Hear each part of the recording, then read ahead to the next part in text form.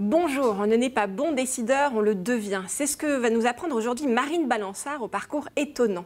Elle est devenue spécialiste en développement de l'intelligence de la décision. Regardez son livre, Décider, ça se travaille. Bonjour Marine. Bonjour Christelle. Ça va bien? Très bien, merci.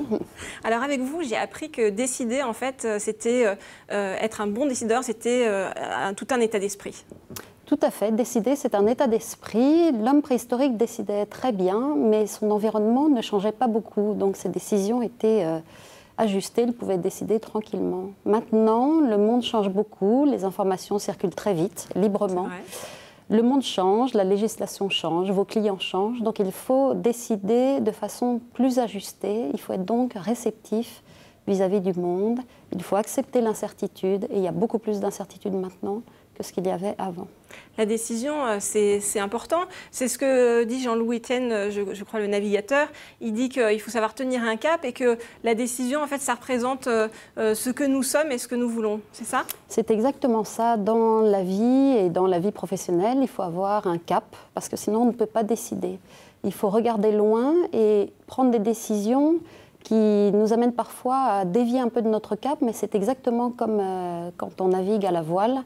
On a un cap, mais parfois il faut tirer des bords en fonction des circonstances. Il faut s'adapter absolument à son environnement. Donc aller à un cap, ça n'est pas aller tout droit. C'est accepter de tirer des bords.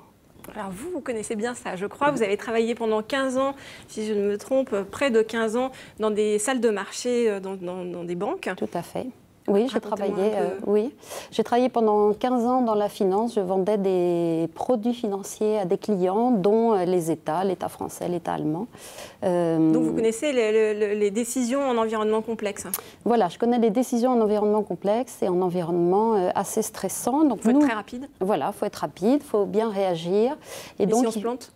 Et si on se plante, c'est grave dans un premier temps, mais on apprend toujours de ses erreurs, si on a cet état d'esprit d'apprendre de ses erreurs. Voilà, et il faut se tromper pour avancer, c'est ce qu'on nous apprend assez vite en salle des marchés. Vous avez su prendre des risques dans votre vie et vous avez su surtout transformer l'essai, puisque après vous avez donc créé votre propre cabinet de conseil sur la façon de décider. Vous apprenez aux décideurs à décider? Absolument. On est souvent sollicité par des entreprises qui ont pris des décisions de toute bonne foi en respectant les process et des décisions qui ont abouti à des erreurs. Et donc souvent ils ne comprennent pas comment ils sont arrivés à cette erreur. Donc c'est ça qu'on travaille avec eux. Donc quel enchaînement de décisions a pu conduire quelqu'un qui voulait bien faire à faire une erreur. Voilà. Et puis dans les entreprises, il y a beaucoup de décisions individuelles qui s'empilent. Comment faire pour que ces décisions soient alignées les unes avec les autres et aboutissent à une décision finale qui soit cohérente avec ce que veut faire l'entreprise. Oui, donc, Ok, alors disons que moi je dois prendre des décisions importantes. Quels sont les pièges à contourner pour ne pas prendre les mauvaises décisions?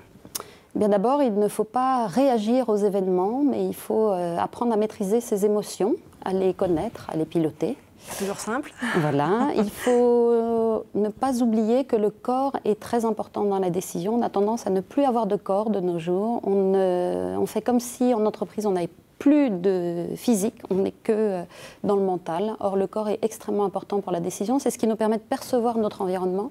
Si on oublie qu'on a un corps, on oublie la moitié de la décision.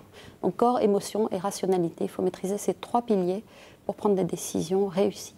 C'est ce que vous appelez ne plus être en mode autopilote?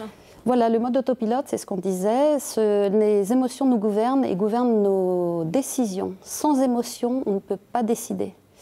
Alors, il ne faut pas se laisser surprendre par nos émotions. Il faut apprendre à les reconnaître, à les nommer et à les piloter. Et il est tout à fait possible de piloter ses émotions et c'est un énorme atout dans les décisions. Vouloir penser qu'on peut décider sans émotion est une énorme erreur. C'est ce que nous a appris Antonio Damasio, qui est un neuropsychologue, qui a montré que sans émotion, pas de décision.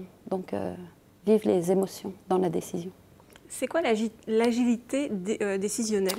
L'agilité décisionnelle, c'est cette capacité qu'on devrait développer à pouvoir décider en ayant un cap et en étant capable de faire des ajustements tout au long de la décision. Comme on l'a dit au départ, le monde est beaucoup trop complexe pour prendre une décision à la papa, c'est-à-dire une décision où l'on tranche et c'est fini à tout jamais. On a décidé, on ne revient plus dessus. C'est terminé.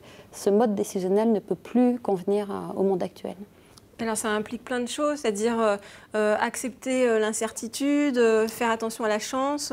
Voilà, il faut absolument accepter que notre décision est prise dans un environnement incertain, donc ça n'est pas la peine de retarder la décision en attendant qu'il y ait moins d'incertitude, ça n'arrivera sans doute pas.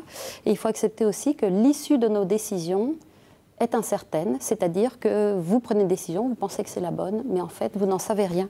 Si vous acceptez cela, l'incertitude sur l'issue de la décision, vous devenez libre dans votre décision, libre de vous ajuster, libre d'avancer et surtout de tenir compte des événements qui vont arriver à la suite de votre décision. Et de se servir aussi de l'intelligence collective. Voilà, alors trop souvent on pense que si on n'arrive pas à prendre une décision, on n'a qu'à solliciter le collectif et réunir plein de gens intelligents.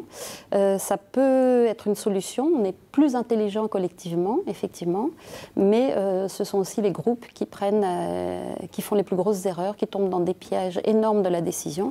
Et il faut surtout se méfier des décisions de groupe comme un seul homme, c'est-à-dire où tout le monde est d'accord. Ce sont en général d'énormes choses-trappes. Merci beaucoup Marine. Merci Christelle. Et selon vous, alors l'intelligence décisionnelle devrait même être une nouvelle matière qu'on apprendra à l'école. Pourquoi pas? Quant à nous, on va se retrouver très vite pour une prochaine Success Story.